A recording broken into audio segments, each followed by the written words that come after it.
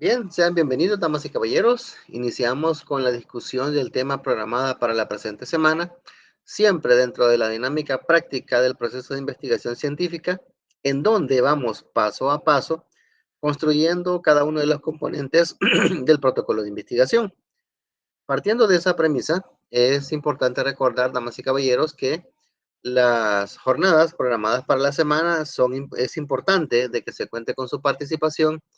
Evidentemente, pues sabemos que hay algunas dificultades en cuanto a conectividad, ámbito de compromisos laborales, situaciones imprevistas, que pueden dificultar un poco, se entiende, y seremos flexibles en ese aspecto, como le hemos mencionado, pero lo ideal, ¿verdad?, es de que se maneje la asistencia en la medida de lo posible en las jornadas sincrónicas. Recordarles que se toma asistencia al principio, intermedio y final para efectos de validar la permanencia completa en el bloque de clases programado conforme a la fecha que se haya establecido. Recordarles que para el ingreso a la jornada de la videoconferencia deben hacerlo con su correo institucional para evitar dificultades o solicitar permisos al momento de querer ingresar. Se les recuerda que hay una atenta invitación para que en cualquier momento de la discusión que se tenga, ustedes puedan plantear aquellas inquietudes que necesiten aclarar, den sus comentarios, brinden sus aportes, alguna valoración, porque construimos conocimiento en la medida que tenemos la interacción de el intercambio de experiencias. Igual, si estiman pertinente que mejor al final podamos hacer una revisión de todas las dudas que puedan haber, perfectamente lo podemos hacer, no hay ningún problema. Se va a habilitar el espacio al final de la jornada para que puedan plantear sus preguntas. Solamente toman nota, ¿verdad? Y ahí las tienen este, listas para cuando se habilite el espacio. Y si no, pues por favor se agradecería de que validemos a través del chat o del audio de que ha habido claridad en la discusión y que pues no hay dudas que plantear en el momento.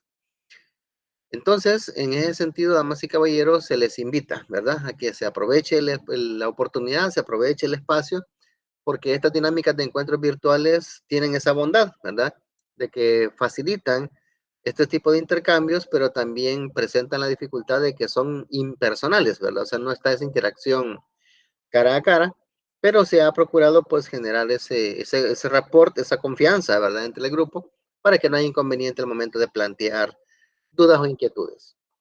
En ese sentido, damas y caballeros, el objetivo de la presente jornada es conocer las primeras etapas de un diseño metodológico, ¿sí?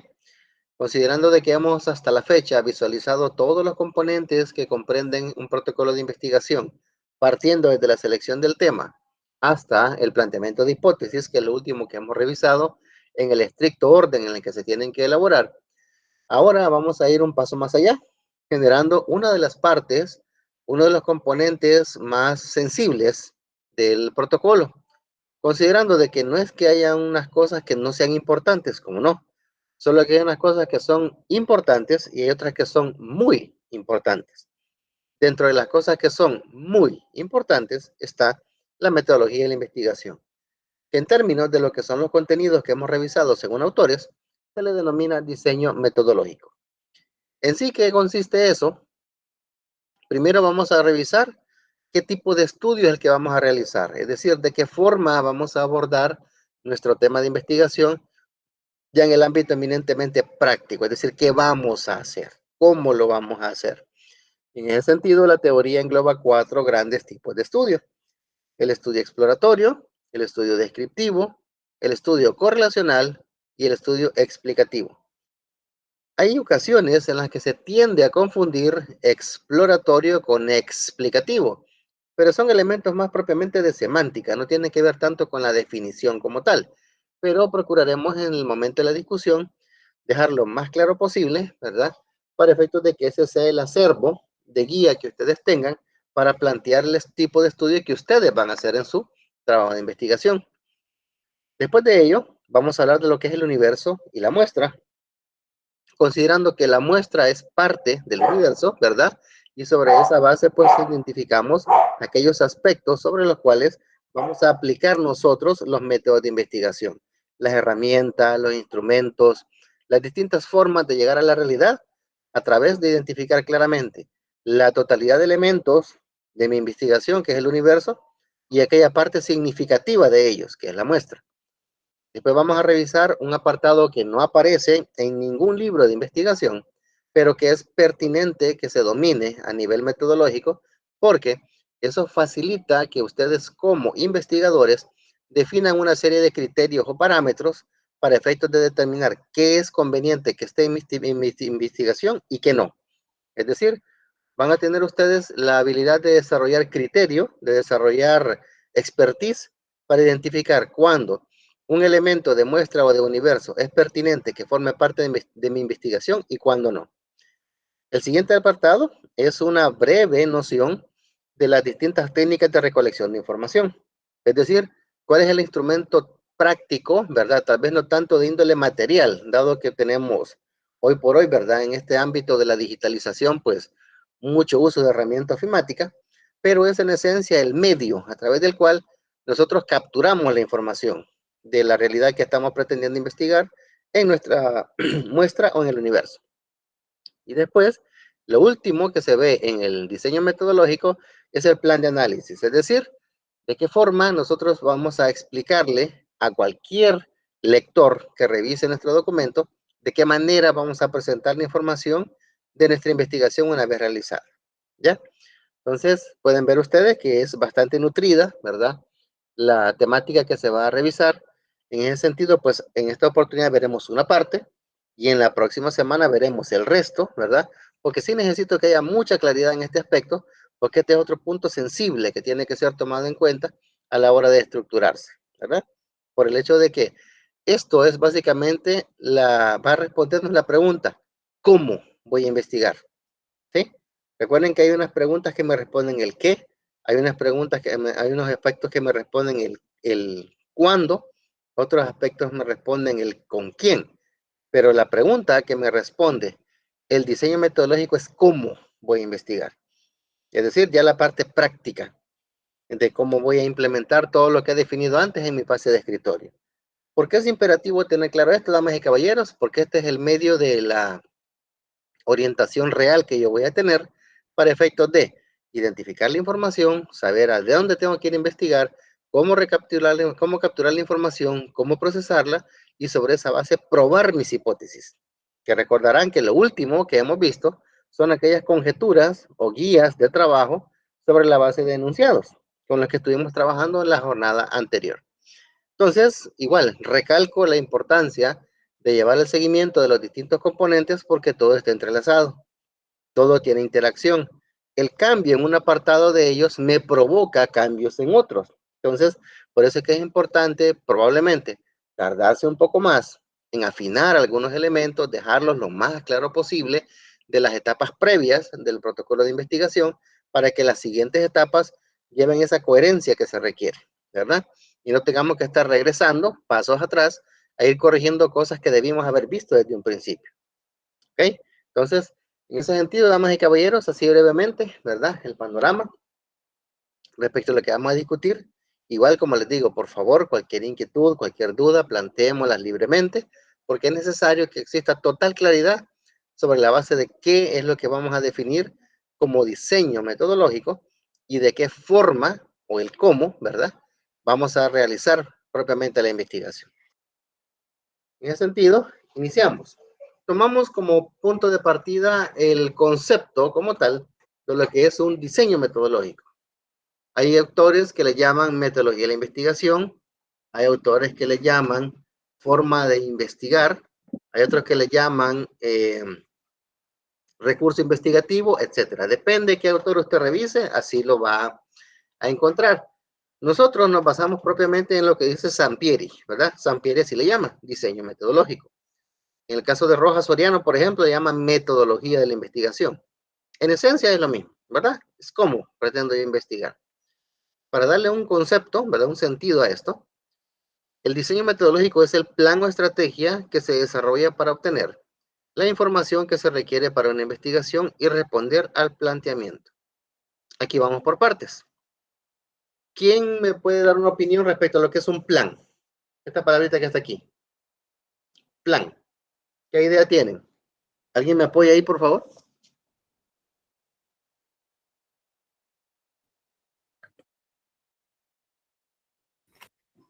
¿Ok?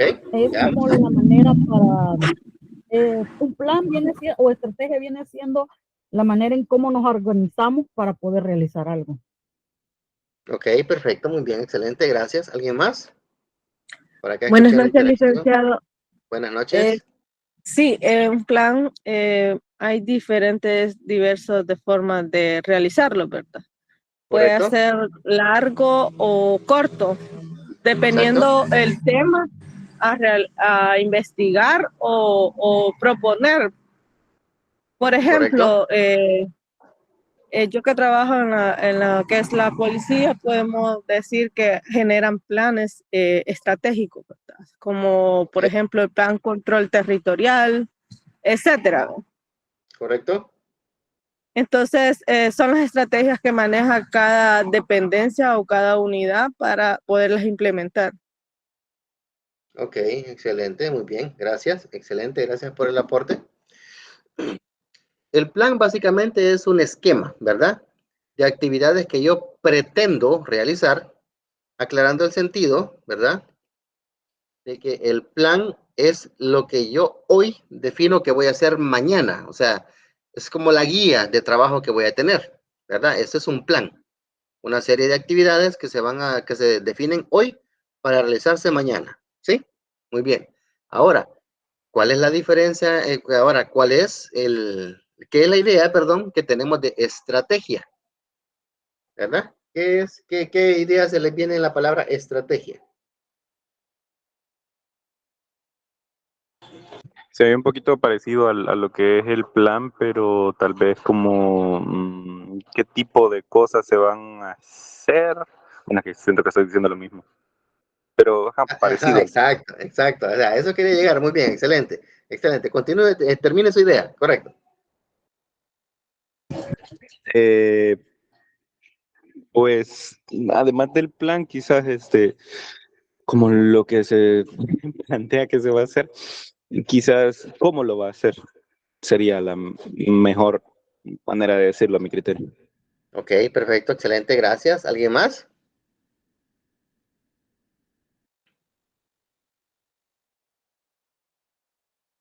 Ok, veamos por acá. La forma que se va a desarrollar la estrategia. Ok, perfecto, perfecto. La forma en la que se va a implementar, ¿verdad? Ok, bye. Ok, entonces, excelente. Veo que hay cierta base, ¿verdad? Y que bueno, porque en alguna medida eso nos facilita, ¿verdad? La comprensión de algunos términos que estamos viendo, porque como les he mencionado en su momento, tratamos de hablar todos el mismo idioma desde la perspectiva de nuestra disciplina de formación. En este caso, estamos tratando de hablar desde el apartado de lo que es un investigador como tal, que entiende por un plan, que entiende por una estrategia. Y habíamos dicho que en el caso del plan se caracteriza porque es una serie de actividades definidas hoy para realizarse mañana, ¿verdad? Sobre la base de querer lograr algo. Perfecto, ahí estamos claros. Ahora, ¿qué es una estrategia como tal? Bueno, pues la estrategia es la digregación de los distintos componentes que se requieren para echar a andar mi plan. ¿Sí? ¿La estrategia qué es? Es la digregación de los distintos componentes que se requieren para echar a andar mi plan. ¿Cuáles son esos componentes? Número 1, responsables. Número 2, actividades. Número 3, recursos de todo tipo, ¿verdad? De todo tipo. Humanos, materiales, financieros, técnicos, etcétera. Y también el resultado que podemos esperar. Es decir, un plan no es un plan si no tiene el acompañamiento de todas las estrategias donde yo le doy vida a lo que pretendo hacer. Ejemplo típico, un elemento de plan, realizar la aplicación de instrumentos de investigación el día, se me ocurre, 20 de abril, en el casco urbano de San Miguel, por ejemplo. Se me ocurre, ¿verdad? Ese es como uno de los aspectos de mi plan. Perfecto. ¿Cuál es mi estrategia? Número 1, ¿cuánta gente va a ir? Número 2, ¿de qué horas a qué horas? Número 3, ¿cómo voy a financiar que esta gente vaya? ¿Le voy a dar transporte? ¿Lo voy a llevar en mi vehículo? ¿Le puedo pagar Uber? No sé, ¿verdad? ¿Qué le voy a dar en cuanto al apartado de alimentación? ¿Le voy a dar agua? ¿Le voy a dar comida? ¿Les voy a dar el dinero para que ellos lo compren? Etcétera. y sobre todo el resultado, que es lo que espero. Por ejemplo, 25 instrumentos aplicados en la mañana del día X de abril. O sea, no sé si está entendiendo lo que digo. La estrategia es el apartado pormenorizado de lo que yo he definido en mi plan. No sé si me estoy dando a entender. Sí, Sí. Excelente, excelente. ¿Por qué es importante eso, damas y caballeros? Porque en el diseño metodológico tenemos que ser muy claros a la hora de establecer qué es lo que vamos a hacer, porque eso ya es una labor propia del equipo de investigación. Es decir, usted aquí hace en la fase de escritorio lo que usted va a hacer en la realidad, en la práctica, al momento de tener que llegar a la realidad para levantar información sobre su trabajo de investigación.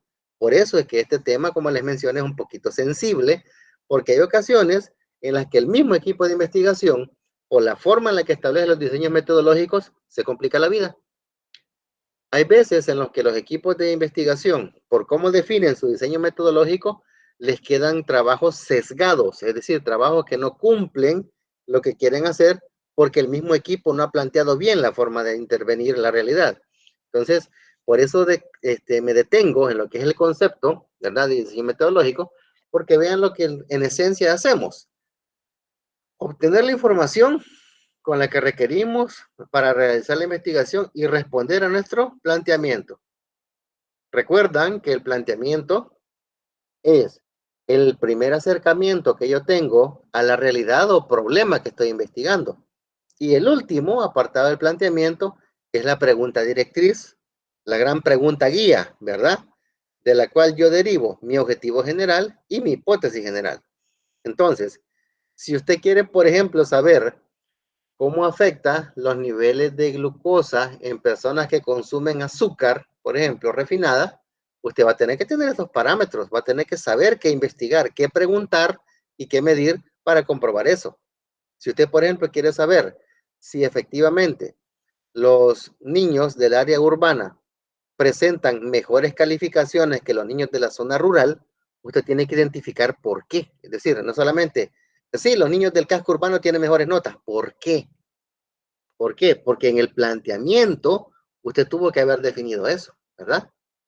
Si nos vamos, por ejemplo, en el caso del ejemplo que hemos llevado como guía, ¿verdad? Como hilo conductor, en el caso de los efectos del cierre de fronteras, yo tengo que salir a investigar y verificar si han habido efectos reales en la economía del país, producto del cierre de fronteras con Guatemala en el periodo que estoy evaluando. ¿Por qué? Porque eso es lo que define mi planteamiento.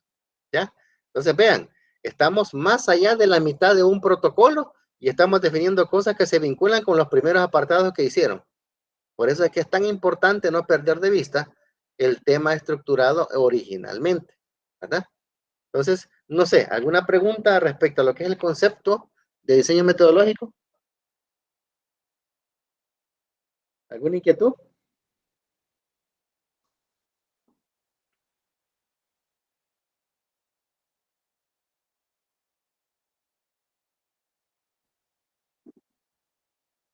Hola, hola, ¿me escuchan? Sí, más que todo, Sí. esto es como visualizar los puntos de investigación, lo que queremos alcanzar, ¿verdad? Es correcto, es decir, es que usted en el diseño metodológico va a plantear sentada en su escritorio todo lo que usted va a tener que hacer para dar respuesta a esto, al planteamiento, ¿verdad? Porque recordemos, el planteamiento se deriva de mi tema y el último aspecto del planteamiento es el enunciado, que en este caso es la pregunta directriz o la pregunta guía de mi investigación. ¿Se queda claro? Sí, Excelente, perfecto, excelente. Igual, como les digo, si hay alguna duda, pues con gusto me lo comentan y lo ampliamos sin ningún problema. La idea es que todos tengamos la misma idea de lo que es esto y del por qué es tan importante, ¿verdad? Tener claridad de cómo esto va encajando y se vincula con los otros aspectos que ya hemos trabajado. En ese sentido, vamos ahora a ver muy brevemente cuáles son los distintos tipos de estudios, ¿verdad? ¿Por qué se menciona esto, damas y caballeros? Porque ustedes, conforme a sus temas, van a explicar en el diseño metodológico qué tipo de estudio van a aplicar. Probablemente algunos tengan una idea de qué vamos a entender por tipo de estudio, pero en esencia lo que vamos a ver es las distintas formas de abordar la realidad, ¿ya? Esto es como cuando estamos queriendo decir, vaya, queremos llegar del punto A al punto B. Perfecto, pero ¿cómo vamos a llegar? A pie, volando, nadando, a gata, etcétera. Es decir, distintas formas de llegar a lo que queremos lograr. Sin embargo, en el caso de la investigación es de qué forma abordamos la investigación, de qué forma llegamos a la realidad. Para ello, es necesario establecer qué tipo de estudio vamos a implementar. En el orden en el que todo autor que usted revise, el primer tipo de estudio que aparece es el exploratorio. Este tipo de estudio se efectúa normalmente cuando el objetivo es examinar un tema o problema de investigación poco estudiado o que no ha sido abordado antes. Es decir, exploratorio tiene que ver con aquel tipo de investigaciones que se realizan por primera vez, ¿ya? Investigaciones que tienen que ver con eventos que nunca antes han sido investigados o que hay muy poca investigación sobre ellos. Este tipo de estudio se caracteriza porque es mucho más flexible y amplio en su metodología en comparación con estudios descriptivos o explicativos. Es decir, en un estudio exploratorio, yo podría decir, vamos a tratar de identificar cuál es el efecto que tiene, por ejemplo, el comer alimentos con gluten, ¿verdad? En personas de cierta edad. Pregunto, ¿habrán estudios al respecto? Sí. Pero ¿cuándo puede implementarse eso? Cuando se mete al mercado un producto nuevo, ¿ya? Un producto que no existe. ¿Explico? Otra forma de poder verlo es, por ejemplo, si estamos hablando de una cuestión que no se ha investigado antes, podría ser efecto de la migración que podría haber en países de Oriente Medio, resultado de los conflictos armados. ¿Ha habido antes conflictos armados? Sí. ¿Ha habido migración antes? Sí. ¿Qué sería lo nuevo? De que nunca había habido tan presente una guerra entre Ucrania y Rusia, por ejemplo, que son dos países bien puntuales que están involucrados en conflictos armados. Otro, el efecto que está teniendo los recientes ataques de Irán sobre Israel. Ya no solamente es Palestina la que está atacando a Israel, ¿verdad? Sino que también están Irán sumándose a las acciones bélicas contra Israel. Entonces, todo ese tipo de cuestiones son elementos que, si bien es cierto, se circunscriben dentro de conflictos armados que han habido muchísimos a lo largo de la historia de la humanidad, pero son recientes, o sea, se están dando en este momento. Entonces, por ahí podríamos hacer un estudio de tipo exploratorio, porque probablemente en el pleno apogeo de la guerra no mucha gente va a querer realizar investigaciones. Porque tenemos el ejemplo acá en El Salvador. ¿Cuándo se supo de que se había generado toda la estrategia de creación de escuadrones de la muerte a nivel de lo que fue el ejército? Todas las atrocidades que cometieron los BIRI, ¿verdad? Las brigadas de infantería de reacción inmediata, donde estaba el Atlacat, el Arce, etcétera, ¿verdad? Las masacres como las que se dieron en el río Zumpul, las que se dieron en el Mozote, ¿verdad? Todo eso fue una realidad dura que se vivió en el pleno apogeo de la guerra, pero hasta cuando ya la ONU implementó mediante la Comisión de la Verdad la investigación respectiva, se documentaron todas las atrocidades. O sea, hubo que esperar a que el conflicto como tal se diera y lo que se hizo fue empezar a realizar las investigaciones sobre esos crímenes de lesa humanidad. Eso fue en aquel momento algo exploratorio. ¿Por qué? Porque eran atrocidades que habían producido las interacciones entre los distintos grupos armados. ¿Va? Entonces, más o menos por ahí les pongo el contexto de cómo podemos identificar un estudio, ¿verdad?, de tipo exploratorio por la naturaleza de lo que estamos investigando. Además, como les mencionaba, son más flexibles y amplios en su metodología, es decir, no son tan enfocados porque como están conociendo el fenómeno por primera vez, no se podría tener certeza de qué es lo que se está investigando. Les comparto. Por lo poco que pude revisar respecto a esas situaciones que se dieron en el conflicto armado, cuando los investigadores salvadoreños fueron requeridos por la Comisión de la Verdad para revisión de las osamentas y huesos que se habían encontrado en las orillas del río Zumpul, o en los distintos lugares de la masacre del Mozote, los investigadores salvadoreños no tenían la menor idea de cómo identificar cuando una lesión era producida por bala, cuando una lesión era producida por arma blanca, cuando una lesión era producida por bayoneta, cuando una lesión era producida por machete, etcétera, ¿verdad? Porque hay que visualizar elementos como el ángulo de corte, la forma de entrada, la forma en la que quedó el cuerpo y muchos elementos que los investigadores salvadoreños no poseían. Entonces, ¿qué pasó? Se pidió la colaboración de investigadores argentinos que venían de investigar las masacres de la dictadura no, les miento, eran chilenos, eran investigadores chilenos que venían de estar muy familiarizados con las matanzas que se realizaron durante la dictadura de Alberto Pinochet. Entonces, cuando estábamos hablando de la experiencia como tal, hasta que vinieron los investigadores chilenos al país, identificaron todo el tipo de abusos que se habían dado, ¿verdad? Cadáveres de bebés con cortes de bayoneta que les habían atravesado de costado a costado, cráneos de bebés deshechos porque habían sido tomados de sus pies y golpeados contra las paredes.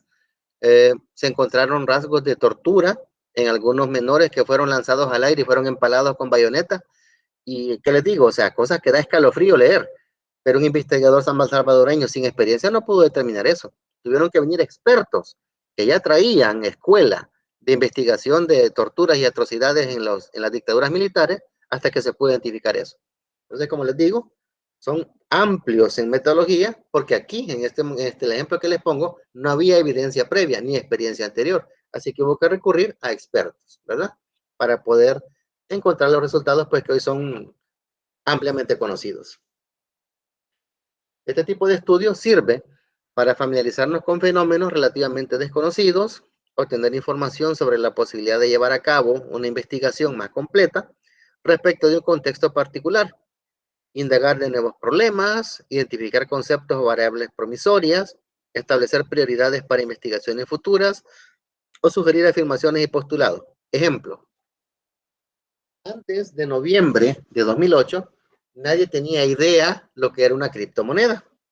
Pero el 31 de octubre de 2008, ¿verdad? Satoshi Nakamoto, sea persona o sea grupo, envió un correo hablando de la creación de una criptomoneda sobre la base de los blockchain para que sea un instrumento de contabilización y creación de riqueza. Hoy por hoy todos sabemos lo que es un Bitcoin, ¿verdad? Pero si alguien hubiera querido hacer una investigación de qué era eso allá en el lejano 2008, se hubiera encontrado con esta realidad, ¿verdad?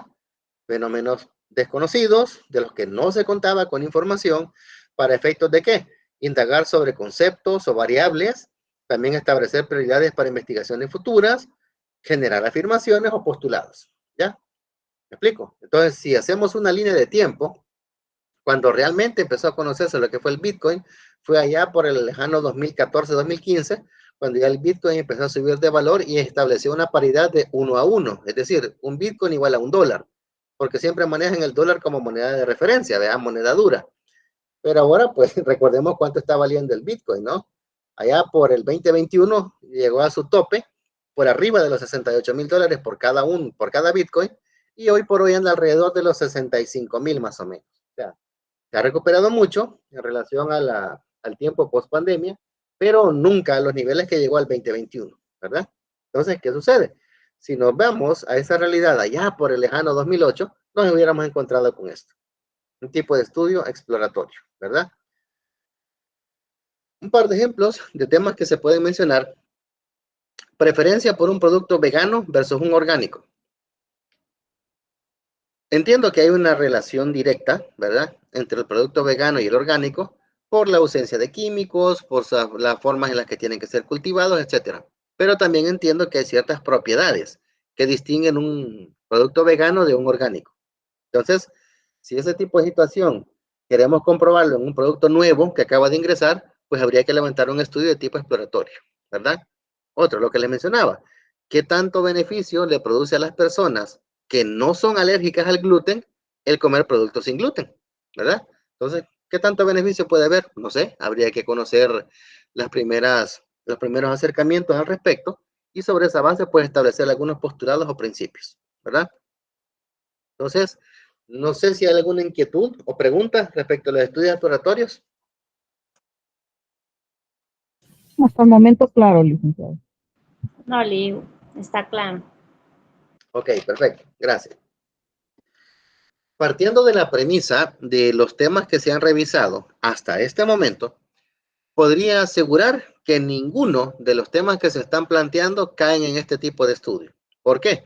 Porque se nota que hay un muy buen acervo de información y teoría, que es la que han retomado los distintos equipos de investigación para el planteamiento del problema, establecimiento de la justificación y objetivos, así como de las hipótesis, ¿verdad? Y evidentemente, pues de sus marcos de referencia. Entonces, menciono, ¿verdad? Esto porque no creo encontrar dentro de ningún tema de investigación en el ámbito del diseño metodológico que van a hacer un estudio de tipo exploratorio. O sea, yo creería que no. Ahora, si el equipo lo justifica mencionando de que es una forma nueva de abordar un tema antiguo o es una forma de abordar un elemento muy reciente de un tema que aunque ya se haya investigado, no se ha abordado de esa manera, bienvenido, ¿verdad? Pero como les digo, ahí queda en el grupo, ¿verdad? De investigación, el reto de plantearlo si lo van a hacer sobre la vía de un estudio exploratorio, considerando todos los componentes que hemos hablado, ¿verdad? Que es lo que la metodología me define. Ok, aclarando eso entonces, vamos al segundo. El segundo tipo de estudio con el que usted se va a encontrar, indistintamente el autor que revise, son los estudios de tipo descriptivo. En este estudio, la investigación se efectúa cuando se busca describir en todos sus componentes principales una realidad. ¿Qué entenderíamos por describir, damas y caballeros?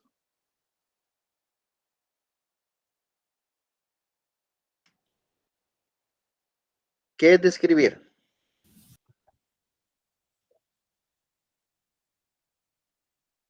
Podría ser la descripción de lo que es la investigación. En este caso, pues, describir el caso o el tema a que se está investigando, los detalles. Ok, muy bien, perfecto. ¿Alguien más? ¿Otra opinión? También usted hablaba anteriormente en la descripción los antecedentes, ¿verdad? Que retoma lo que es Ok, ahí el relato de todos los datos históricos con fechas, es un relato también, la descripción. ok, perfecto, excelente, gracias, muy bien, excelente. Y bueno, tenemos una idea, ¿verdad? De qué vamos a entender por elementos, por conceptos, perdón, como en este caso, descripción, ¿verdad? Ahora, para que captemos la idea, ¿verdad? Vamos a ver si logramos estar en sintonía.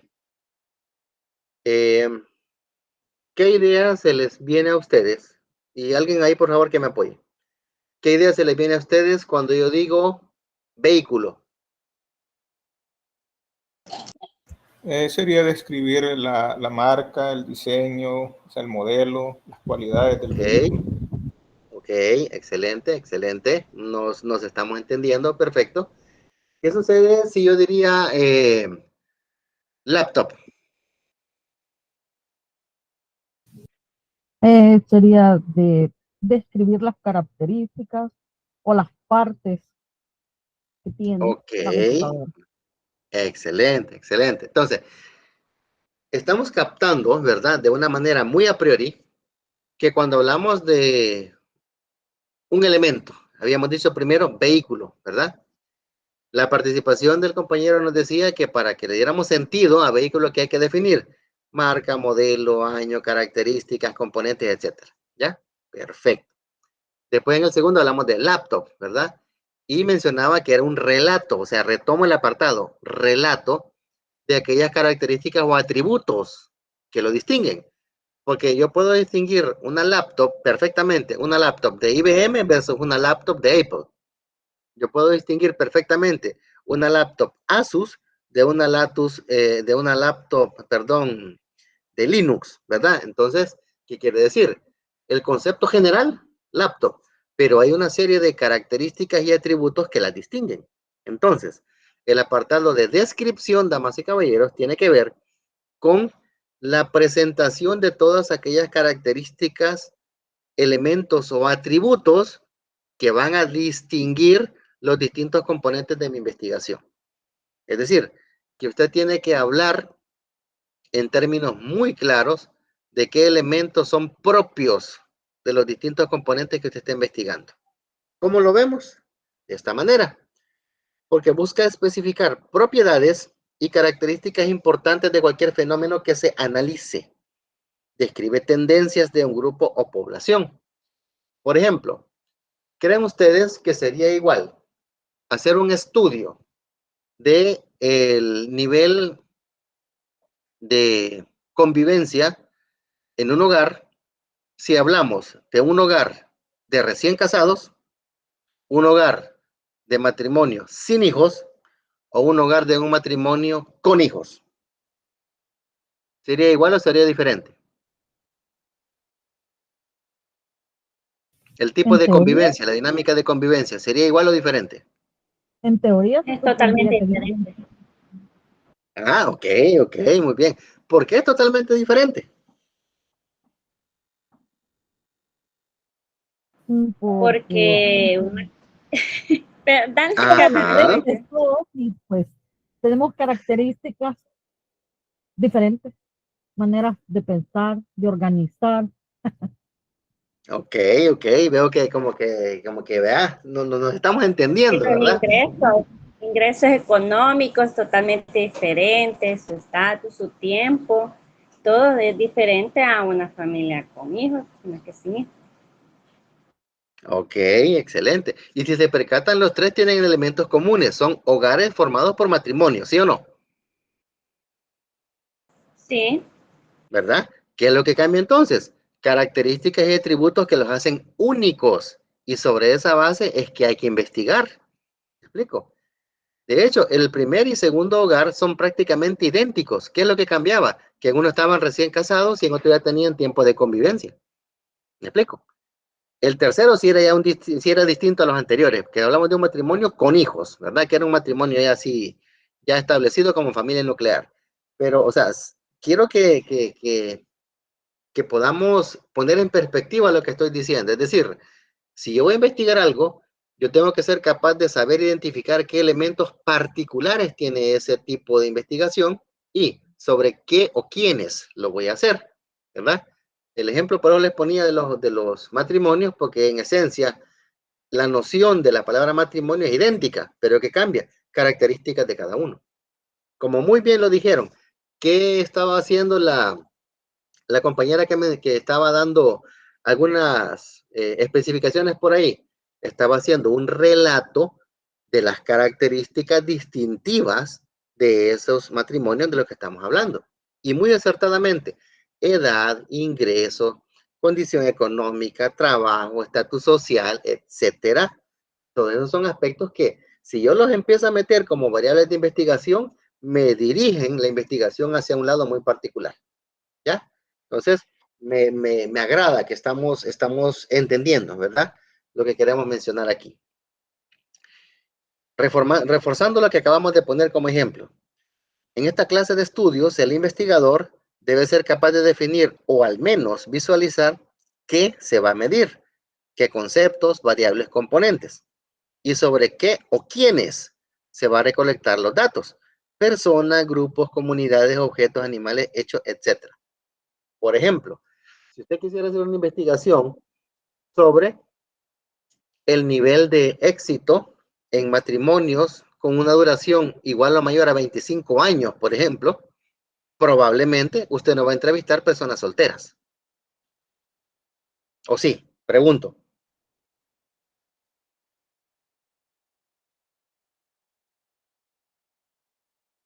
Hola, hola. No, Ok, muy bien. Si yo, por ejemplo, quisiera investigar sobre las oportunidades laborales en cuota de igualdad en los trabajos de las empresas, entrevistaría solo hombres, solo mujeres o ambos géneros. ¿Qué entrevistaría? ambos géneros. Ambos géneros.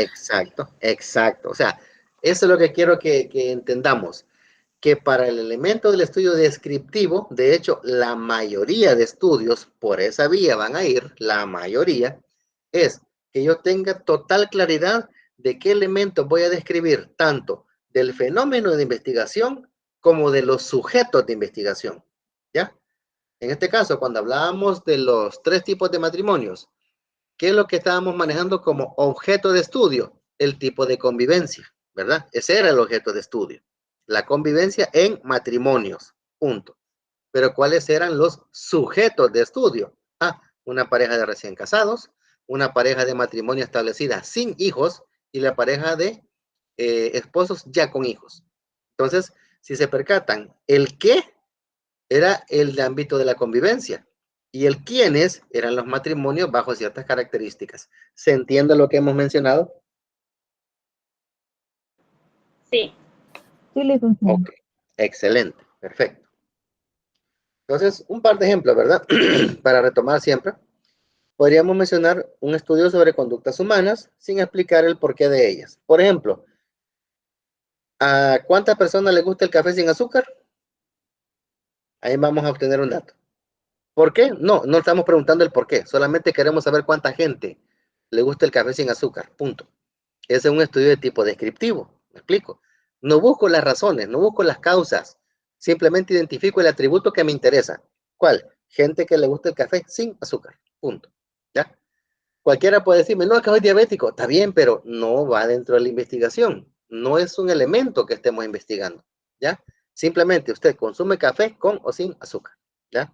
Otro, gente que prefiere climas fríos a climas soleados. Hay gente que le encanta, ¿verdad? Estar debajo de una palmera frente a la playa con un coco en la mano. Perfecto. ¿Por qué? No sé. No estoy preguntando eso. Simplemente identificar, ¿le gusta sí o no? Punto. ¿Verdad? Hay otros que no. Que le gusta ponerse un gorro, una bufanda y una chumpa y irse al cerro, ¿verdad? Ir al Pital, allá por el lado de Chalatenango, amanecer allá con esas grandes neblinas y perfecto, está bien. ¿Y por qué? No estamos preguntando el por qué, solamente queremos identificar esa particularidad. ¿Qué prefiere usted, clima frío o soleado? Frío. ¿Se entiende la naturaleza de un estudio descriptivo? Sí, Lick. Ok, muy bien, excelente, Sí. gracias. Perfecto, gracias. Vamos al tercero. Si se percatan, a medida vamos avanzando en términos de lo que son los distintos tipos de estudio, vámonos siguiendo a estudios de tipo más genéricos, más flexibles, más abiertos, a estudios ya un poco más específicos, ya con un poquito más de rigor.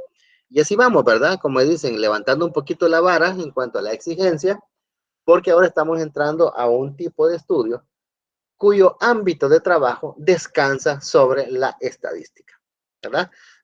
Y esa era la razón por la que en su momento les pregunté en la jornada anterior si habían revisado ustedes algunas estadísticas, la descriptiva, la inferencial, o solamente tenían las nociones así de los elementos de un primer acercamiento, ¿verdad? A lo que era eso. Partiendo de esa línea base que se definió en la jornada anterior, es que les estoy dando el apartado de la teoría que ustedes deben manejar sobre los estudios correlacionales. Este tipo de estudio, como les he dicho, descansa sobre la estadística, pero no vamos a entrar en detalles como, por ejemplo, métodos de muestreo, elementos de estratificación, pruebas de hipótesis, etcétera, porque ustedes requieren la base para poder captar qué es la teoría que estoy mencionándoles. Entonces, les dejo el tip, ¿verdad? Les pongo en auto de que es un estudio correlacional para que cuando ustedes ya dominen la competencia del ámbito estadístico, puedan aplicarlo en algún momento, cuando se requiera más adelante en su carrera. Pero hoy por hoy vamos a revisar lo que nos dice la teoría a nivel de lo que es el estudio correlacional. Este es un tipo de método de investigación no experimental en el cual el investigador mide dos variables. Y resalto la palabra, mide. Aquí asignamos valores, proporciones o magnitudes a lo que estamos midiendo, ¿verdad? A las variables objeto de estudio. Por lo tanto, si se percatan en cuanto a rigor, el correlacional es más estricto que el descriptivo y a su vez el descriptivo es más estricto que el explicativo. Entonces, como les digo, a medida vamos viendo los tipos de estudio, el nivel de exigencia lo vamos elevando, ¿verdad? En el caso de los estudios correlacionales, entiende y evalúa la relación estadística entre ellas, es decir, entre las dos variables que estoy investigando, porque recalco, dos variables, ¿verdad? Sin influencia de ninguna variable extraña. Es decir, como les dije en su momento, considerando que la realidad en la que nos encontramos como seres humanos es tan compleja, tan caótica, a veces lo que se hace es que tomamos una pequeña parte de ella, un segmento, un tramo de realidad que nos resulta hasta cierto punto fácil de manejar y sobre esa base hacemos nuestra investigación, ¿ya? Entonces, ahí es donde entra en juego lo que más adelante vamos a ver entre lo que es la diferencia de universo y muestra, ¿verdad? Para efectos de que tengamos ya un poquito más de claridad. Pero por el momento solo adelanto, ¿verdad? Mencionando que el detalle relativo a los estudios correlacionales me obliga a generar valores de las variables que tengo en el estudio y a medir el efecto que una tiene sobre otra, ¿verdad? La relación estadística que puede haber entre ellas. Generalmente este tipo de estudios, por eso le mencionaba en su momento, ¿verdad? ¿Qué base podemos tener para esto? Este tipo de estudios asocian variables mediante un patrón predecible para un grupo o población. En términos de estudios correlacionales, los datos y obviamente las hipótesis que planteemos van a ir sobre la base de 3 comportamientos. El primer comportamiento es una correlación positiva. Aquí tenemos en el eje de las abscisas variable 1 y en el eje de las ordenadas variable 2. ¿Cuándo hay una correlación positiva? Vean los valores. Me empiezo a alejar del origen y en el caso de los valores de la otra variable, igual, me empiezo a alejar del origen y los valores van creciendo. Por ejemplo, si yo tengo un valor en este punto, aquí, yo podría esperar de que en la otra variable los valores estén más o menos en la misma distancia. Pueden ver ustedes acá, la distancia es bastante parecida. No idéntica, pero sí parecida. ¿Qué significa? Que un incremento en esta variable me da como efecto un incremento en esta otra. Esa es una relación positiva, ¿verdad? Como les digo, esto se prueba con rigor estadístico sobre la base de pruebas como tal, pero no vamos a llegar hasta ese punto. Simplemente les estoy dando la pauta del comportamiento que podemos esperar en las variables. Otro, correlación nula. Eje de abscisas, eje de ordenada, variable 1, variable 2. Aquí pueden ver, yo tengo comportamientos de esta variable que no son consecuentes o similares a los de esta otra, ¿verdad? Por ejemplo, puedo tener aquí un punto, ¿verdad? Y aquí puedo tener otro con distancias muy diferentes. Es decir, que no importa lo que haga la primera variable, no hay efecto sobre la segunda. ¿Eh? No hay. Y en la tercera es lo opuesto al primero. En el tercero tenemos una correlación negativa. En este caso, la variable 1 crece porque se empieza a alejar del origen y a medida que esta crece, la variable 2 se reduce. Aquí pueden ver, el valor más largo o más alto que tenemos en la variable 1 está aquí. Pero si lo comparamos con el efecto en la variable 2, es el más bajo. Está más cerca del origen, ¿verdad? Mientras que este está más lejos. Entonces, este comportamiento es el opuesto al anterior y todo esto tiene que ver con la medición de pruebas estadísticas, como lo mencioné en su momento. Sin embargo, me interesa que tengamos claro cuáles son los 3 posibles escenarios que pueden haber cuando hacemos un estudio correlacional. Número 1, que las variables tengan una correlación positiva. Número 2, que no haya ninguna correlación. Y número 3, correlación negativa, es decir, que la influencia de una me genera valores más bajos en la otra variable de efecto. Ejemplo, correlación positiva. ¿Creen ustedes que a medida que se va generando un incremento en el precio de los combustibles, se puede esperar un incremento en los productos de la canasta básica? Pregunto. Sí. Sí, licenciado. Ok, Por todo. perfecto. Excelente. Entonces estaríamos hablando variable, en este caso, acá, incremento en los precios y acá de combustible y acá incremento en precios de canasta básica. Esa es una relación positiva, ¿verdad? Dos variables, punto. Variable de correlación nula. Por ejemplo, podríamos decir que el cambio en los precios de los combustibles tendría efecto sobre el nivel de agua que cae en las lluvias aquí en el país en el invierno. Pregunto. No. Nada que ver, ¿verdad? Es Nada que indiferente ver. el comportamiento, exacto, es indiferente el comportamiento que puede tener el precio de los combustibles, que es esta variable, sobre la otra variable que estamos considerando, que es el ámbito de la cantidad de agua y lluvia durante el tiempo de invierno, ¿verdad? Nada que ver. ¿Ok? Correlación negativa. Correlación negativa. ¿Creen ustedes que si se incrementaran los niveles de delincuencia en el país, se redujera el nivel de productividad en las empresas? Sí. Sí, ¿Sí o sí? totalmente. Sí, Sí, ¿Verdad? Lick. sí, Ok, excelente. sería. Entonces estamos viendo, exacto, que el comportamiento que podemos esperar es que a mayor delincuencia, menor productividad en las empresas. ¿Por qué? Por el temor, por el estrés, por ausentismo, porque la gente renuncia porque la andan persiguiendo para matarla y se va para otro lugar, porque tiene que pagar la renta y no son eficientes con el gasto, etcétera, etcétera, etcétera. Entonces, aquí pueden ver 3 comportamientos muy puntuales basándonos en estudios correlacionales. ¿Se entienden estos comportamientos, compañeros? Sí, Ok, excelente, excelente, gracias.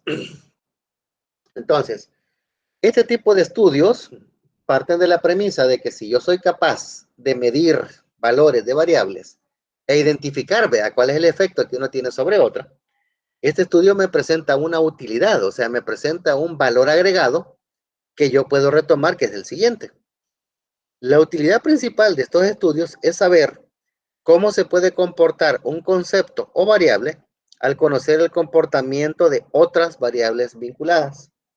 Es decir, intentan predecir, y resalto el término, predecir el valor aproximado que tendrá un grupo de individuos o casos en una variable, a partir del valor que poseen las variables relacionadas. Ejemplo que me encanta mencionar aquí. ¿Creen ustedes que existe una correlación entre el número de bolsas de aire que tiene un vehículo de fábrica con los niveles de supervivencia de un usuario de vehículo en momento de un accidente? Pregunto. Sí, son efectivos. Son efectivos. O Sí, reduce ¿verdad? bastante el número de muertos, sí. Ok, ok. Si ustedes revisaran un poco la historia de la industria automotriz, revisaran de que la gente dice, no, que los vehículos de antes eran mejores, que eran más resistentes, que eran más sólidos y todo. Sí y no. O sea, sí son vehículos brutales, ¿verdad? Hechos para durar, o sea, hechos para que usted los maltrate, no los use, pero eran bien inseguros. No tenían zonas de deformación programada, no tenían bolsas de aire, algunos no venían ni con asientos, perdón, algunos no venían ni con cinturones de seguridad. Había unos modelos, por ejemplo, los Ford Mustang, los Chevrolet Corvette, los Dodge Charger, por ejemplo, que fueron icónicos allá por los 60, que se caracterizaban porque no traían reposacabezas. Eran asientos sin reposacabezas. Y usted sabe que se ha comprobado que cuando hay un choque frontal o por atrás, el latigazo cervical puede hasta matar a una persona por el impacto que tienen las vértebras. ¿Me explico? Ah, pero si usted los ve, son carros que son íconos, son clásicos, ¿verdad? Pero inseguros. ¿Me doy a entender? Entonces, a medida que va pasando el tiempo, usted por eso ve que en el caso de los vehículos vienen con bolsas de aire para pasajero, para conductor. En el caso del pasajero, lo ponen bolsas de aire al volante, bolsas de aire para rodillas, para que no vaya a golpear el tablero. Ponen bolsas de aire de cortina, ¿verdad? Para todos los pasajeros, para los golpes laterales. Las famosas zonas de deformación programada, refuerzo en puertas, asientos con cinturones de seguridad pretensados, sistema de seguridad de frenado como Volvo, por ejemplo, que de fábrica está instalando un sistema de frenado que si el conductor se duerme, se distrae o algo, el vehículo automáticamente frena, ¿verdad? Al llegar a cierto número de metros antes de otro vehículo, etcétera, etcétera. Entonces, todo ese tipo de cosas que hace, tratar de garantizar la integridad del conductor y su familia. Por lo tanto, en este caso, un estudio correlacional comprende a mayor equipamiento de seguridad, mayor probabilidad de supervivencia de un conductor y su familia. Claro que sí, recomprobado, ¿verdad? Entonces, ¿qué es lo que se hace? Predecir. ¿Cómo lo podemos comprobar? Porque hay empresas a nivel mundial que se encargan de certificar el nivel de seguridad de un vehículo. La Euro NCAP, por ejemplo, que es la que se encarga de medir la seguridad de vehículos europeos. No sé si aquí en América habrá uno, me imagino que sí, pero en el caso de los vehículos europeos, los que se producen en Asia, etcétera, todos esos lugares, son medidos por la Euro NCAP. Y el esquema de calificación va de 0 a 5 estrellas. Punto. Entonces, en función del número de estrellas que se saque, así es la predictibilidad de qué tan seguro es el vehículo. ¿Se entiende la utilidad de un estudio correlacional?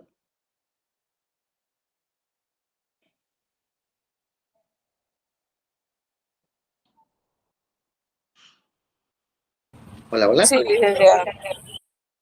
Ok, muy bien, perfecto. Un ejemplo de investigación correlacional, que lo retomo del texto, podría ser determinar si escuchar música clásica al momento de estudiar mejora la capacidad de concentración. Pueden ver ustedes acá que tenemos dos variables en juego y el objetivo del tema es detectar si hay influencia entre una variable y otra. ¿Cuáles son las variables en juego? Música clásica y capacidad de concentración. ¿Cuál es la relación entre ambas? La mejora. ¿Ya? Quiere decir, partiendo de este planteamiento, que a mayor número de horas escuchando música clásica, yo podría esperar que haya una mejora en la capacidad de concentración. Es decir, si aumenta mi variable independiente, yo puedo esperar que aumente mi variable dependiente por el atributo que le he colocado, que es la mejora. Pregunto, ¿qué tipo de relación sería de estas tres? ¿Positiva, nula o negativa? ¿Qué tipo de relación sería?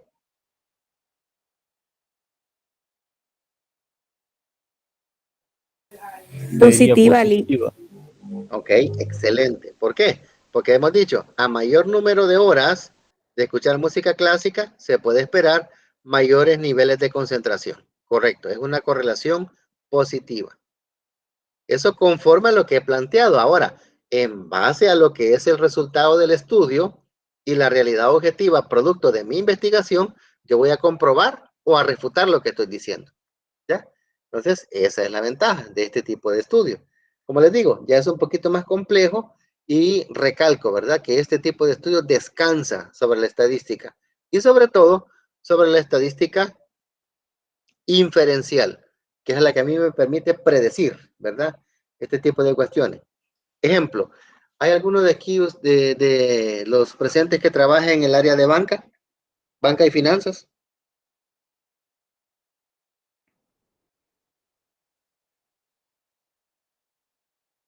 Hola, hola.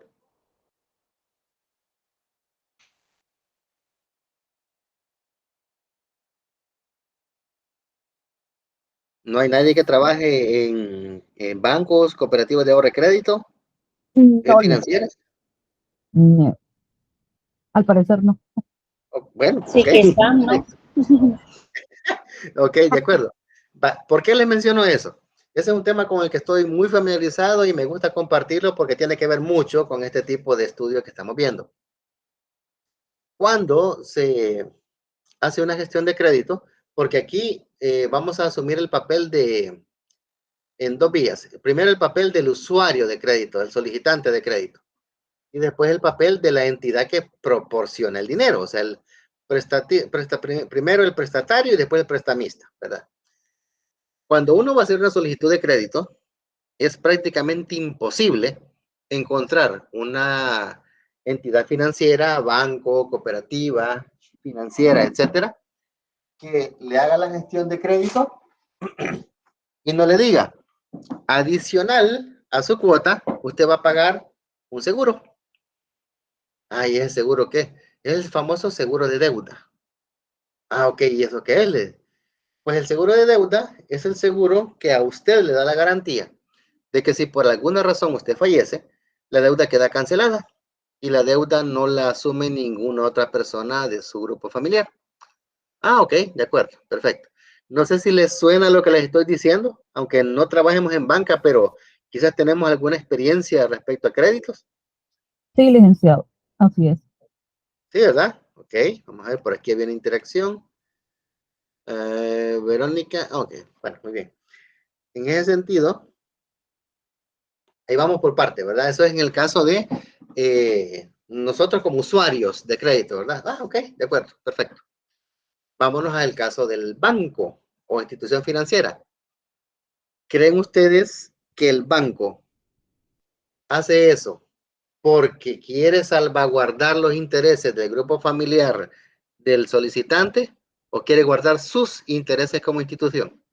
No, él va cuidando sus intereses primero. Exactamente. Es decir, si nosotros nos ponemos en el papel de institución financiera, nosotros tenemos la obligación, literal, tenemos la obligación de cuidar el dinero ajeno, porque recordemos que los bancos, al ser intermediarios, prestan dinero ajeno, no prestan dinero de ellos, ¿verdad? Prestan los ahorros de los otros clientes que han llegado con sus DPF, ahorro a la vista, navideño, escolar, etc. Ok, entonces, en el mundo real, perdón, en el mundo real, la generación de ese tipo de seguros parte de una serie de estudios. Esos estudios se llaman estudios actuariales. Esos estudios utilizan mucho la combinación de dos disciplinas. La primera, matemática financiera, y segundo, estadística. El único instituto de estudios actuariales del que yo he hablado es un instituto mexicano, que de hecho Alfredo Díaz Mata en su libro de matemática financiera lo menciona mucho, porque él tiene un capítulo sobre eso. Básicamente, ¿qué es lo que hacen, damas y caballeros? Vinculan dos tipos de información. Número uno, el costo asociado a la emisión de deuda o a los préstamos, etcétera, ¿sí? Y el nivel de riesgo por la probabilidad de fallecimiento del usuario que está pidiendo el dinero. Entonces, cuando hacen ese tipo de estudios, ¿qué es lo que definen? La predecibilidad de hasta cuándo conviene asegurar a una persona. Para aquellos que no lo sepan, la mayoría de cobertura de seguros, en el caso de personas que son empleados, por ejemplo, recuerden de que el empleado tiene una edad productiva, tanto de ámbito laboral como de edad cronológica. Entonces, la ley estipula que debe tener 60 años hombres, 55 mujeres de edad y 30 años de cotización ininterrumpidos para poderse pensionar. Pero resulta de que según la proyección aquí a nivel de país, la esperanza de vida oscila por los 80 a 75 años, entre 75 y 80 años. Es decir, que la esperanza de vida de un pensionado es de 15 a 20 años, tope, no más. ¿Por qué hacen eso? Porque las compañías aseguradoras en las pólizas de seguro determinan que la edad máxima de cobertura para cualquier usuario de crédito es de 75 años. ¿Me explico? Entonces, aquí en nuestro país eso así opera. Si nos vamos a España, por ejemplo, que tuve la oportunidad de conocer en una pasantía cómo opera el sistema de pensiones español, la edad mínima para pensionarse en España es de 67 años, no de 60 como acá. Entonces los estudios actuariales allá determinan una esperanza de vida entre 80 y 85 años. Es decir, entre 5 y 10 años más que en El Salvador. Por lo tanto, la cobertura de seguros en España llega hasta los 80 años. Aquí eso es impensable, ¿verdad? Por el tipo de probabilidad que se espera en cuanto a la esperanza de vida. Por lo tanto, el ámbito correlacional está ligado a muchos elementos de nuestra vida diaria, ¿verdad? Sobre la base de las distintas interacciones que podemos tener con instituciones, organizaciones o personas. ¿Se entiende lo que he dicho?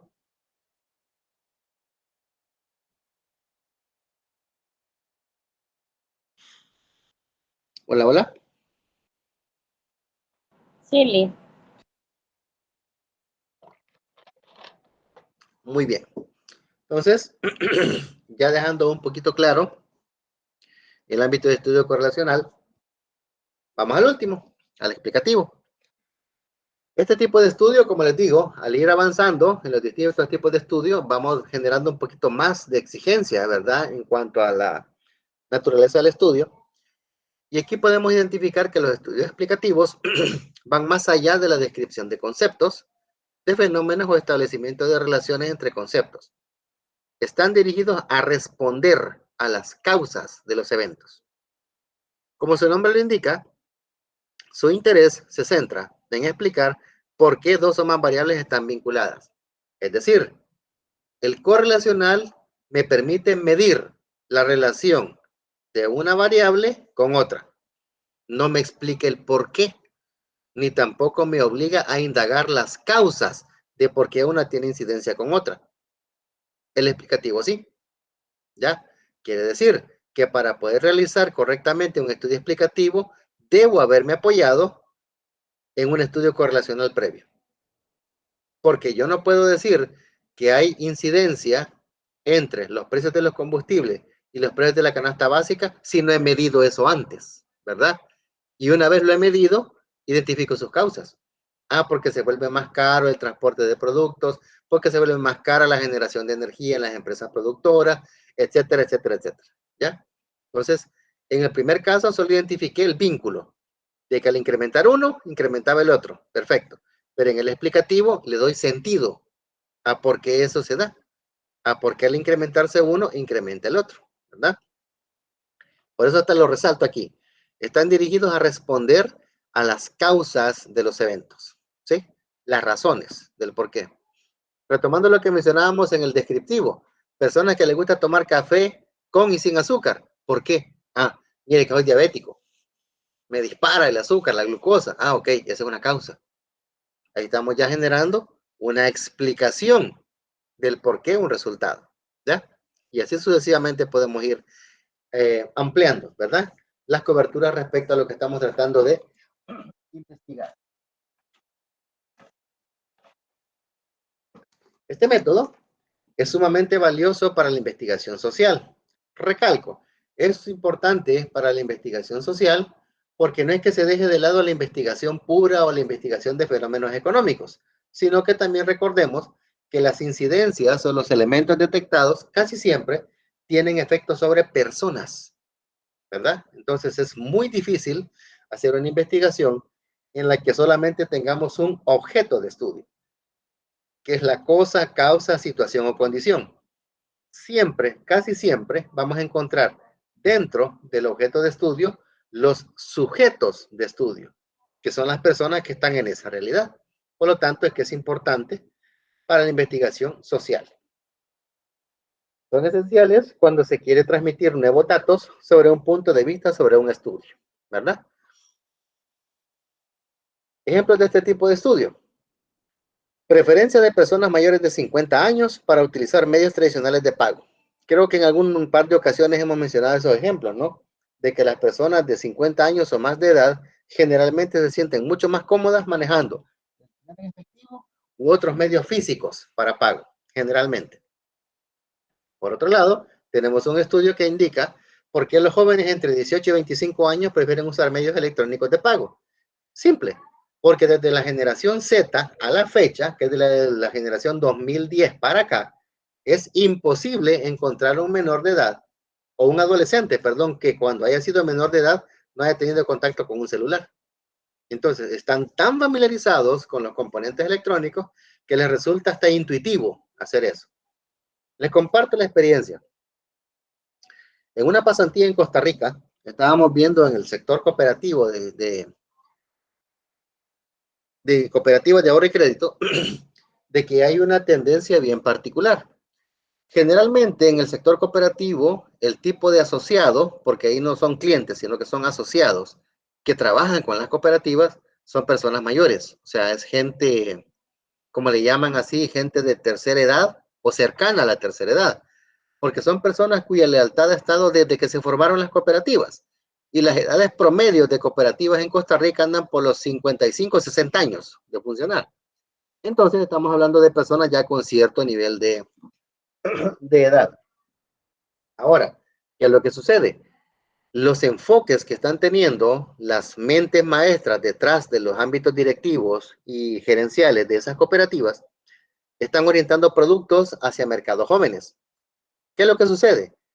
El joven costarricense promedio, con una edad como la que se menciona en la Firmina, entre 18 y 25 años, para él es impensable llegar a un lugar y hacer cola.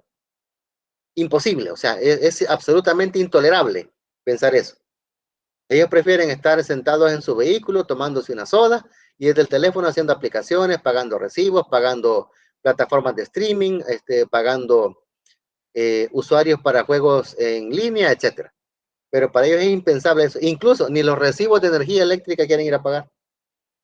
Para ellos no. Le dicen, tuvimos la experiencia de unas personas que nos comentaban ahí que hay una cooperativa que de hecho es una de las más grandes de Costa Rica, por cierto, a nivel financiero, que estaba implementando un nuevo producto orientado a trabajar desde el punto de vista remoto, dirigido a jóvenes que tienen la particularidad de ser hijos de empresarios, ¿verdad? Hijos de personas que tienen negocios, que se caracterizan porque les permiten crear un usuario donde ellos pueden monitorear cuentas, donde pueden hacer transferencias, es decir, hacer todo, pero estrictamente en línea. O sea, no tienen ni siquiera que acercarse a las instituciones. En el caso de ese tipo de producto, honestamente, ha sido bastante difícil que la gente lo adopte porque la mayoría de jóvenes no están muy enfocados en asumir ese tipo de responsabilidades. Realmente es bien particular. Cuesta encontrar un joven que sea responsable con el manejo de finanzas más allá de lo que gasta en sí mismo. Entonces vean cómo la realidad choca pues de frente, vea, con lo que están tratando de proponer las instituciones, porque están creando estrategias para mantener su base asociativa vigente, pues, porque la base asociativa actual es antigua y están falleciendo. Entonces, poco a poco van perdiendo, ¿verdad? Participantes. Entonces, eso es bien particular. Eso es en el caso de Costa Rica. Les pongo el caso aquí en El Salvador. Hay instituciones como la vivienda, por ejemplo, que cuando usted ha presentado un cierto tipo de comportamiento como usuario de créditos, ya sea créditos en la banca, que ha manejado cuentas con ellos, ha tenido tarjetas de crédito, etcétera, y verifican en los buros que usted es un cliente categoría A1, ¿verdad? Como ellos tienen acceso a todo, literal, en la información que usted pueda tener, se consiguen su número de teléfono o se consiguen su correo. Hay ocasiones en las que de forma automatizada, porque no es ni siquiera un ejecutivo el que lo contacta a usted, sino que de forma automatizada le cae a usted un mensaje a su WhatsApp y le dice, de vivienda le informa que usted tiene preaprobado un crédito por un monto de hasta $5,000 para tramitarlo en línea. Si se desea más información, haga clic aquí y le ponen el enlace. La gente le da clic y lo manda a una pantalla. En esa pantalla le dice, ¿está interesado en el producto crediticio tal? Usted debe poner sí, no. Si le pone sí, le despliega otra pantalla donde ya le empieza a pedir sus datos. Le pide que ponga nombre, teléfono, dirección, etcétera. Después le pide que agregue su DUI, o sea, que le tome una foto al DUI y ahí mismo se carga y todo muy intuitivo, que es un proceso de 5 minutos. Y cuando usted menos acuerde y termina todo y le da a aceptar, en el mismo momento le dice, se le ha acreditado su cuenta de vivienda la cantidad de tanto. O sea, usted puede tramitar un crédito desde su teléfono, hoy por hoy. No sé si otro banco tendrá ese producto, pero yo he visto muy de cerca ese tipo de aplicativos de la vivienda, porque muchos compañeros de la universidad ha comentado de que ha encontrado ese valor agregado en la app que tiene la vivienda, porque hasta este momento, como les digo, es el único banco que he visto que lo hace. Desconozco si otro lo tendrá, pero es una forma diferente, ¿verdad? En la que se le puede resolver una necesidad a un usuario, partiendo pues de que sea alguien que sea muy bien calificado a nivel de buros, ¿verdad? Entonces, en ese sentido, ese es otro tipo de situaciones que puede derivarse de un estudio de este tipo, ¿verdad? En el caso de nosotros como país, no podríamos decir, no, es que los jóvenes no quieren ir a hacer cola, como pasa en Costa Rica, no. ¿Qué es lo que sucede? De que el ámbito de trabajo, el nivel de afán que tiene la gente en nuestro país de pasar todo el tiempo trabajando, no le permite ir a hacer colas a un banco, ¿verdad? Entonces, ¿qué hacen? Crean un producto nuevo enfocado a ese tipo de cliente. ¿De dónde sale eso? De un estudio de este tipo, ¿verdad? Explicativo. No sé si está claro el detalle de un tipo de estudio de esta naturaleza.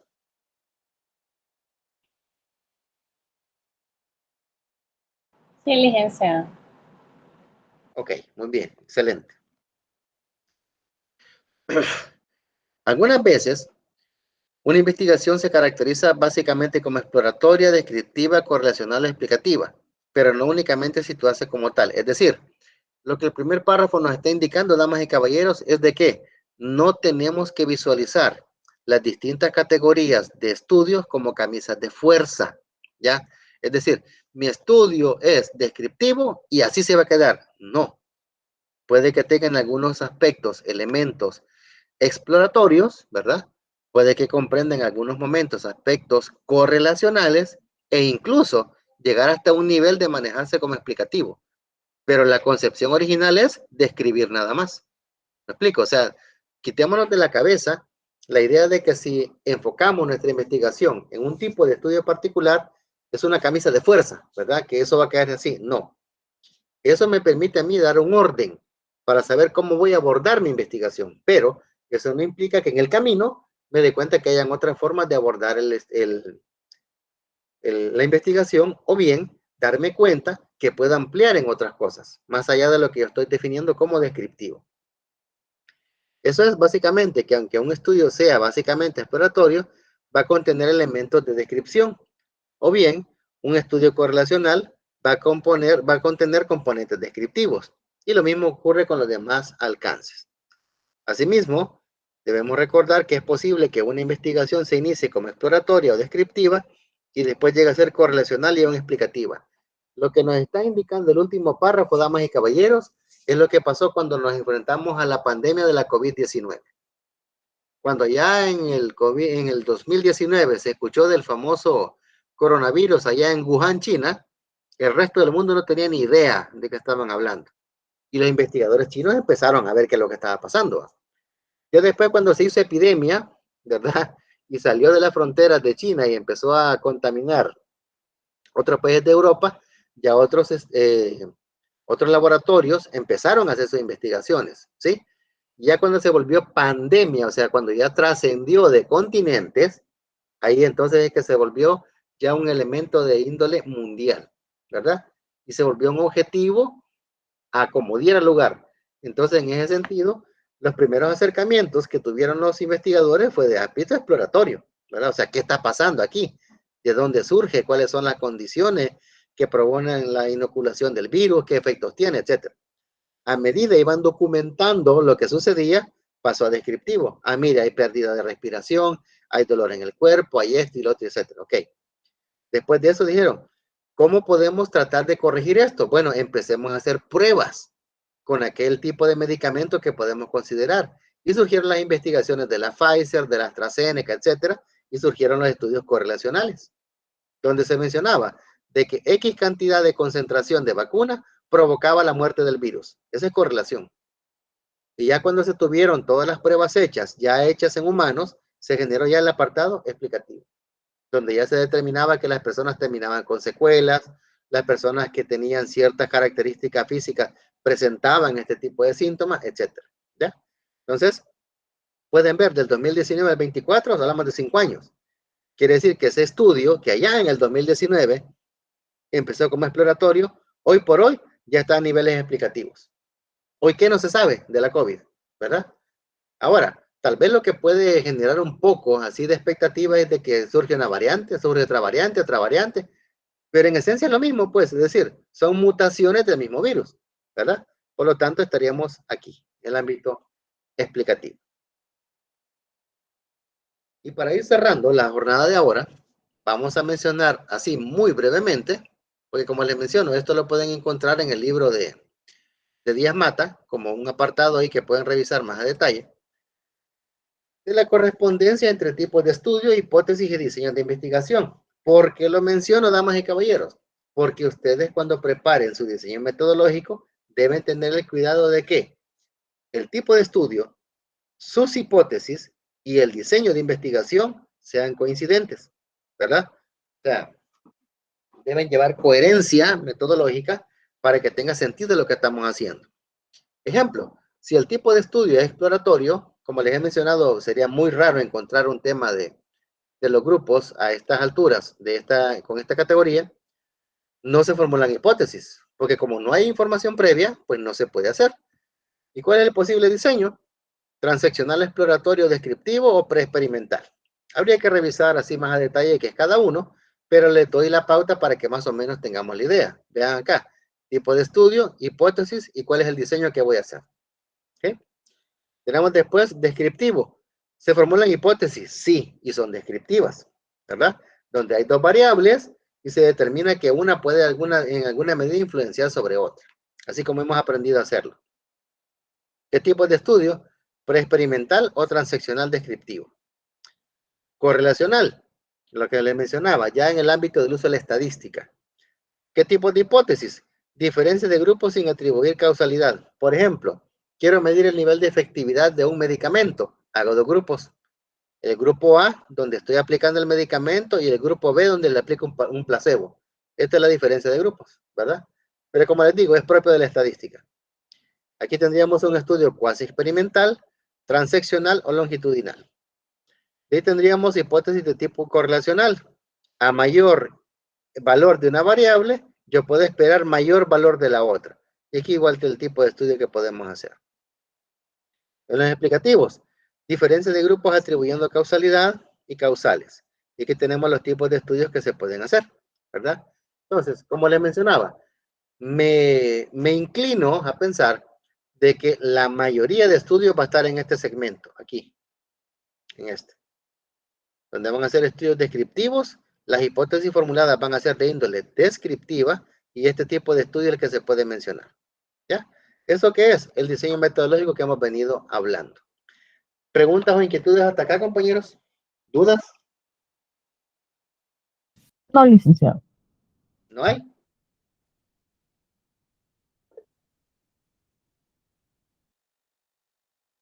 Ok. Veamos. Irma, coméntenos, por favor. Buenas noches. Sí, como comentaba usted en la última, al final puede uno combinar más de una. Exacto. ¿Y cómo Esa vamos?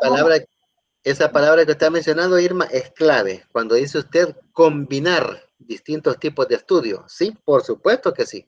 ¿Y Usted puede decir, cómo, por ejemplo, sí, dígame. y cómo vamos a saber si se debe o hacer? Ah, excelente. Eso lo determina usted en sus hipótesis. Si la hipótesis que usted ha establecido define una relación entre variables, usted está obligada, número uno, a describir, ¿verdad?, las variables en sí y la relación que podría haber. Y dos, usted podría, si es un tema que no se ha estudiado antes, podría considerar elementos exploratorios, ¿verdad? Como primeros acercamientos, posibles resultados que usted puede esperar, etcétera. Puede incluso mencionar, solo mencionar, que puede ser también de índole correlacional.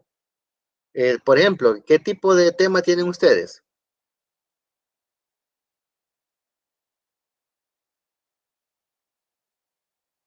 ¿Cuál es el tema de investigación de ustedes, Irma? Es el que tiene sobre el uso de compras por internet. Ok.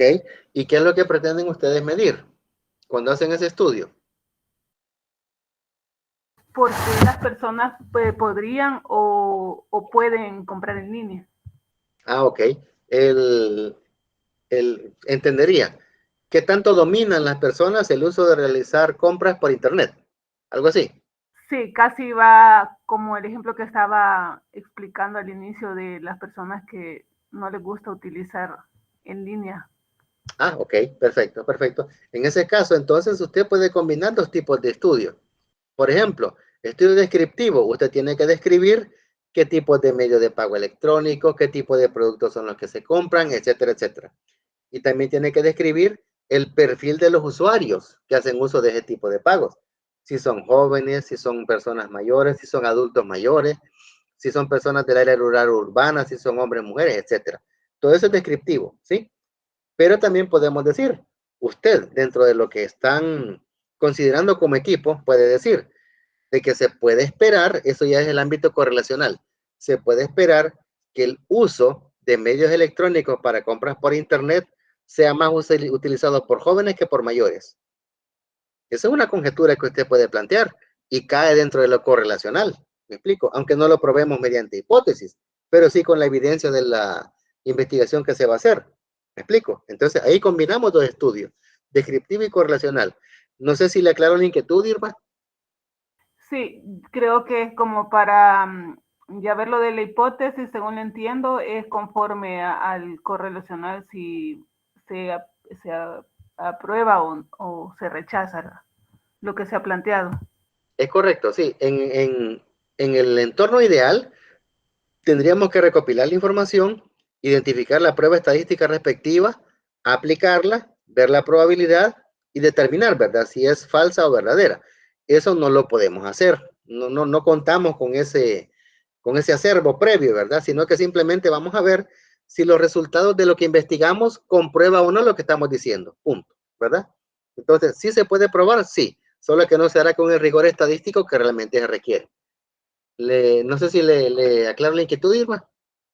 Sí, hasta ahorita sí, vamos a ver ya conforme vayamos desarrollando. Exacto, exacto. Como les digo, la Gracias. mejor forma, como decía Albert Einstein, no hay nada más práctico que una buena teoría. Así que en la medida que ustedes vayan ya teniendo esos encuentros con la realidad, a medida vayan estructurando estos apartados, van a ir viendo qué tan sensato o coherente es manejar un solo tipo de estudio o combinarlo a nivel de diseño, ¿verdad? A nivel de diseño. Muy bien. ¿Alguna otra inquietud? Sí, una consulta. En el trabajo va a ser necesario describir qué método estoy usando. ¿Sí? Hola, hola. Hola, Oscar, ¿sí? Sí, una consulta. En el Sí. trabajo va a ser necesario decir qué tipo de metodología estoy usando. Claro, es de rigor. Tenemos que decir, el presente estudio, perdón, la presente investigación se hará bajo el enfoque del estudio correlacional, por ejemplo, por esto y esto y esto y esto. O tenemos que decir expresamente, el tipo de estudio a aplicar en la presente investigación será el enfoque descriptivo, por esto y esto y esto y esto. ¿Ya? O sea, sí, es de rigor que lo digamos expresamente. ¿Cuál tipo de estudio vamos a hacer? Pero eso digamos que lo voy a saber al final ya de toda la investigación, porque viéndolo bien en bueno, en la mayoría de temas siempre van dos, por lo menos dos.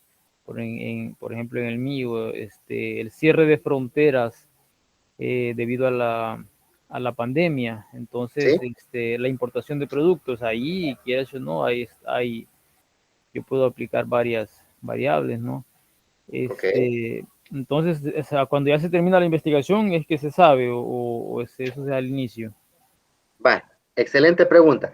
Para que lo pongamos en contexto, yo quiero, para ponerlo en contexto, imaginemos que yo tengo como investigador un objetivo, solo que mi rol de investigador va a ser el de un albañil y mi objetivo es construir una casa.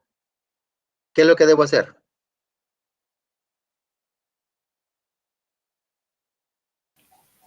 Su ¿Qué debo rol hacer? de investigador dice que es albañil. O sea, si yo fuera un investigador y mi rol es de un albañil Ajá. y yo tengo como objetivo de mi trabajo de investigación hacer una casa, ¿qué es lo primero que hago? Ver el terreno, los materiales que va a Ok, necesitar, excelente. ¿Qué más? ¿Qué más? los costos. Ok, excelente. Después de eso, obtener el financiamiento, hacer las fundaciones, levantar paredes y de ahí poner el techo, ¿cierto? Sí, correcto. Excelente. ¿A qué quiero llegar? Hay un orden para hacer las cosas conforme a mi objetivo, en este caso asumiendo el rol de un albañil. Trasladándolo a lo que es la asignatura, ustedes desde ya deben definir qué tipo de estudio van a hacer, porque sobre esa base es que van a ir al campo a investigar. O sea, no pueden darse cuenta ustedes si su tema de investigación se va a ir por enfoque descriptivo y correlacional, por ejemplo, hasta el final del estudio. No, tiene que tenerlo claro desde ahorita, porque así van a saber qué van a preguntar y cómo lo van a preguntar. ¿Me explico? No sé si le aclaro la inquietud, Oscar. Sí, sí, correcto. Tenemos que definirlo antes de iniciar la investigación. Exacto. Antes, porque eso, como les digo, es la gran línea de trabajo que ustedes van a implementar cuando vayan a campo. Y no es un ir a campo, ¿verdad? Entre comillas, de manera literal, ¿no? Podemos apoyarnos mucho en herramientas digitales, ¿verdad? Pero la idea es conocer el fenómeno como tal. Eso es lo que hay que hacer desde ya, definiéndolo, cómo lo vamos a conocer. ¿Sí? Muy bien. ¿Otra inquietud? ¿Pregunta?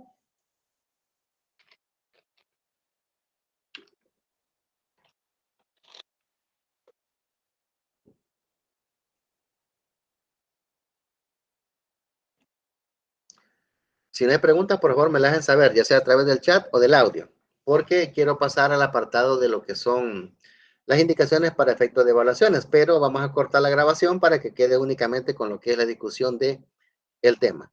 ¿Alguna inquietud adicional? ¿O todo claro? Está claro, Lee.